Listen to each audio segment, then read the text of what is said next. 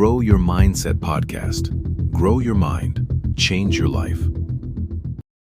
Have you ever noticed how on some days you just feel completely mentally unshakable, but on others you sort of crumble at the smallest challenge? Oh, yeah, absolutely. It's like a night and day difference. Right. And well, I think the difference often comes down to what happens in the very first hour after you open your eyes. I completely agree. So today we're going to explore the hidden neuroscience of the first 60 minutes of your day. We'll break down the step-by-step biology of why early morning light actually matters, examine the exact routines of highly successful early risers, and, finally give you a few incredibly practical tips to painlessly transform yourself into a morning person. And I think it's so important to point out right away that building a strong mindset isn't about strict willpower or this whole tough love mentality. Yeah, that's such a common myth. It really is. It's Yeah. simply about understanding how the human brain works, and then using that science to your advantage before the rest of the world even wakes up. It's kind of like booting up a computer. Like when your brain turns on in the morning, what background programs are you automatically launching? Are they helping you run smoothly, or are they just crashing your system from the start? That is a perfect analogy because we often treat waking up like flicking a light switch, like you're either asleep or you're awake. But the physiological reality is that your brain is undergoing this massive staged system reboot. So it's not just an instant on-off thing. Not at all. The first 60 minutes are a really specific, highly vulnerable neurological window. Your brain is transitioning from a sleep state into active consciousness. Okay, and what does that mean for us practically? It means it's exceptionally receptive to new programming. Your neural networks haven't locked into their defensive reactive patterns yet. Wow, okay. And I know when we talk about the neurochemistry of that window, the dominant player is cortisol, which, let's be honest, gets a really bad rap. Oh, cortisol has terrible PR. We hear the word and immediately think of chronic stress or burnout. But in the morning, cortisol naturally peaks. It's actually the ignition sequence. So it's not always the bad guy. Exactly. It's what endocrinologists call the cortisol awakening response. Evolutionarily, it's your built-in alarm clock. It mobilizes energy, slightly raises blood pressure, and gets oxygen to the brain. Without it, you wouldn't even have the drive to get out of bed. But here's where I think a lot of us mess up, right? Because it's the exact same chemical, but the context dictates how it behaves. Like if I wake up late, my alarm is just blaring, I check my phone and see some angry email, and I'm scrambling to find my keys, what happens to that cortisol spike? That is where it mutates from an ignition sequence into a fully unregulated threat response. Yeah. Your amygdala, which is the fear center of the brain, it just hijacks that natural cortisol and layers adrenaline right on top of it. Oh man, so you're basically taking the energy meant for focus and turning it into pure anxiety. Precisely. You spend the rest of the day in this state of hypervigilant reactivity. Which is exhausting. Okay, so we want to harness that cortisol, and my understanding is that morning light plays a huge role in this, right? Arguably the most critical role. Getting sunlight resets your circadian rhythm, which is your body's internal clock, and it promotes the production of serotonin. Right, the mood-boosting hormone. But is this just about, like, feeling awake, or is it actually fundamentally changing our brain chemistry? Oh, it is absolutely chemical. When you step outside, natural daylight hits these very specific receptors on your retina. They're called intrinsically photosensitive retinal ganglion cells. That is a mouthful. Yeah, we just call them iPRGCs for short. And they contain a pigment called melanopsin that is uniquely sensitive to the specific blue-yellow light you only get right around sunrise. Wait, really? So a bright indoor light doesn't do the same thing? Nope. The wavelength spectrum is totally wrong. Once those iPRGCs get that natural light, they send a signal directly into your hypothalamus, to this tiny cluster of neurons called the suprachiasmatic nucleus, or the SCN. The SCN. And that's like the master clock. Exactly. It tells every cell in your body that the active phase has officially begun. It regulates your sleep, which balances your hormones, influences stress, appetite. It literally sets a physiological foundation for the whole day. But I do have to push back on this a little bit because, you hear about genetic chronotypes all the time. Like the science on morning people versus night owls is very real. If I'm genetically wired to be a night owl, isn't forcing myself out of bed just fighting my own DNA? That's a super common question and a valid one. Genetic chronotypes do exist, but human biology is highly adaptable. The SCN is designed to adjust based on environmental cues. So genetics load the gun, but the environment pulls the trigger. I love that phrasing, yes. If a natural night owl deliberately gets bright sunlight at dawn every single day, the sheer power of that biological pathway will shift their internal clock. It might take them a little longer to adapt, but it works. That makes a lot of sense. So once we establish that biological foundation, the light, the regulated cortisol, we can move from the biology to the psychology. Which brings us to this idea of the winner's mindset and the magic of the quiet hours. The quiet hours are incredible because they offer something almost impossible to find later in the day, which is zero distractions. The signal-to-noise ratio is just totally different. Exactly. Filtering out noise emails, talking, notifications takes an immense amount of metabolic energy in your prefrontal cortex. But early in the morning, that environmental noise is virtually zero. So you aren't burning energy just trying to ignore things. Right. And that allows you to tackle important tasks and plan proactively. You're not just reacting to emergencies. And there's a huge psychological boost there, right? I've read about this productivity feedback loop. Like, if you knock out one meaningful task early, it changes your whole trajectory for the day. Statistically, early risers are much more proactive. And biologically, when you finish a task without distractions, your brain experiences a reward prediction error and releases a pulse of dopamine. Which feels great. It does, but dopamine is the motivation molecule, not just the pleasure molecule. It creates a positive feedback loop of energy. It lowers the activation energy you need to start your next task. You're just building momentum. Mm-hmm. And it's not just about productivity either. I think about all the artists, writers, and entrepreneurs who use this time. It seems like when the mind is fresh, it's just more open to new ideas. That's because of the default mode network. When you wake up, your brain allows seemingly unrelated concepts to collide a bit more freely. Your conscious filters aren't fully up yet. It's like the morning quiet is a blank canvas. And it's the only time of day where no one else is trying to paint on your canvas but you. That is a beautiful way to look at it. Okay, so let's ground this in reality. Because we can talk about neuroscience all day, but I want to look at how influential people actually use these early hours. Let's do a step-by-step examination of some highly successful routines. Real-world examples are the best way to see the science in action. Let's start with Tim Cook. He wakes up around 4 a.m., which is wild. Yeah.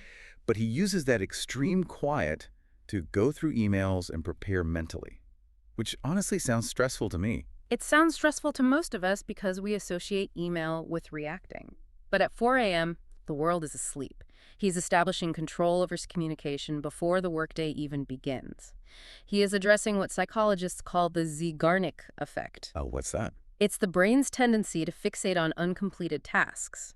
By quietly organizing that chaos early on, he's closing those open loops in his mind so they don't cause a stress spike later. Okay, that makes total sense. He's clearing the mental clutter. Now, what about Michelle Obama? She's up at 5:30 a.m., but her focus is totally different. She prioritizes exercise to keep herself energized. Right, and physically sharp for really demanding days. Biologically, she's manipulating her core body temperature. When you sleep, your temperature drops. Exercising forces a rapid rise in temperature, which sends a massive wake-up signal to her nervous system. So she's basically jump-starting her whole system. Then you have Richard Branson, who is up at 5:45 a.m., and he focuses on stepping outdoors right away for fresh air. He plays tennis or goes kite surfing. Which ties perfectly back to what we were saying about morning light, but there's also a neurological phenomenon there called optic flow. Optic flow, like visually moving through space. Yes. When you move forward through an expansive environment, it literally suppresses the activation of the amygdala. It pacifies the fear circuitry in your brain. So he's clearing his mind on a profound biological level. Wow. And finally, Mary Barra, the CEO of General Motors, she uses the morning purely for complex planning and reflection. Which is brilliant because of glycogen depletion. Complex problem solving requires a ton of energy. By doing it at dawn, she's using her brain when its glycogen reserves are completely full, making those hard decisions so much easier. It's fascinating. None of these leaders are using the morning to rush. They're using it to deliberately ground themselves. They're claiming agency over their day before anyone else demands their attention. Exactly. They aren't white-knuckling it. They are pulling the right biological levers. So how do we pull those levers? Let's move into actually engineering the first 60 minutes of the day, because this isn't about adding hours of really complex, exhausting rituals. It's about strategic micro-habits. Micro-habits are the key. Keep it simple. Right. And the very first imperative, which blew my mind when I learned this, is hydration. The human brain is 75% water. And after 6 to 8 hours of sleep, It is severely in a deficit. It really is. You lose a surprising amount of water just through breathing while you sleep. And dehydration directly impairs your prefrontal cortex, which handles your emotional regulation. So if you wake up cranky, you might just be thirsty. Literally, yes. Yeah. The blood osmolarity changes and the electrical signaling in your brain gets sluggish. Okay, so actionable step. Drink 16 to 20 ounces of water within the first 30 minutes. Yes. It increases blood flow and restores cognitive function almost immediately. It's like watering a wilted houseplant. Yeah. You can literally watch the cognitive function perk up once you hydrate the brain. That's exactly what it looks like on a cellular level. And once you're hydrated, the next step is movement. But not necessarily a heavy workout. We are talking about triggering brain-derived neurotrophic factor, or BDNF. BDNF, I've heard it called miracle grow for the brain. It really is. Just 5 to 10 minutes of intentional movement like stretching or a quick walk triggers the release of BDNF. It acts as fertilizer for your neural connections and shifts your autonomic nervous system into this state of balanced alertness. So it's not about burning calories, it's about waking up the nervous system. Precisely. Okay, I love that. And then we move to cognitive priming and microdecisions. Cognitive priming sounds a bit intense. What does that actually look like? It's actually very simple. It's about spending maybe 2 to 3 minutes mentally rehearsing yourself, handling the day's challenges with calm confidence. Like visualization. Yes. Because the brain doesn't perfectly distinguish between a vividly imagined scenario and reality. You are literally firing and wiring the neural pathways for success. Oh, wow. And what about intentional self-talk? Choosing 2 or 3 phrases like, I stay calm under pressure, actually activates specific neural networks to reinforce that mindset. And that ties right into microdecisions, right? Like making your bed or choosing an outfit. Exactly. Making a small decision early on reinforces your locus of control. It proves to your brain that you have agency over your environment, which reduces anxiety for the rest of the day. Okay, so we've got the neuroscience, the routines, the habits. But I want to make sure we give our listeners incredibly practical tips for real life, because making this transition can be rough. It can be brutal if you do it wrong. Right. So tip 1, the gradual shift. Do not shock your system. Please don't. Suddenly setting your alarm 2 hours earlier is a recipe for disaster. It chops off your REM sleep, which ruins your emotional regulation. So what's the better approach? Shift your bedtime and your wake time by just 10 to 15 minutes every few days. It gives your circadian rhythm time to catch up, and you have to create a calming evening routine. Like limiting blue light. Yes. Limit blue light from screens, stretch, or meditate. Signal to your body that it's time to wind down. Got it. Tip 2, craft a targeted, brain-fueling breakfast.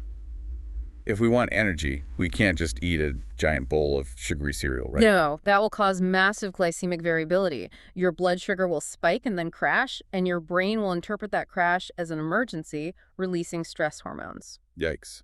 So what should we eat? Focus on whole grains, like oatmeal, for lasting energy. Add proteins, like eggs or Greek yogurt, for satiety.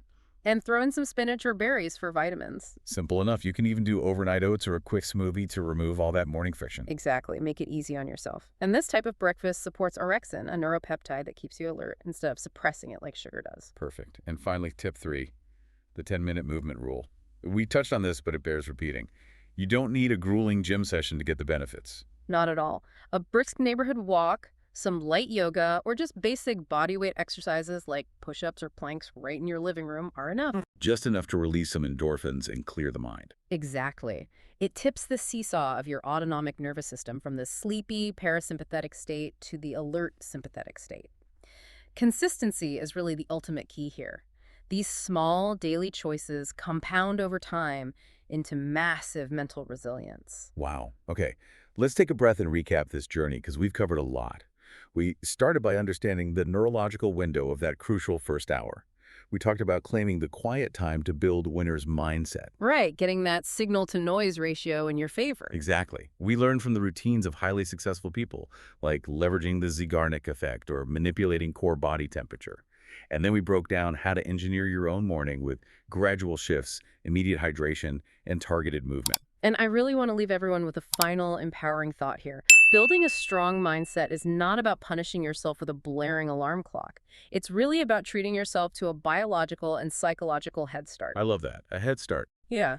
By deliberately structuring your first 60 minutes, you are installing a strong mindset operating system that just runs in the background all day long. You are building an absolute fortress of neurochemical armor before the world even knows you are awake. It's incredible. Yeah. So to wrap this up, I want to leave you, the listener, with a simple, provocative question to ponder. Tomorrow morning, when you open your eyes, what is the very first deliberate choice you are going to make for yourself before the world asks anything of you?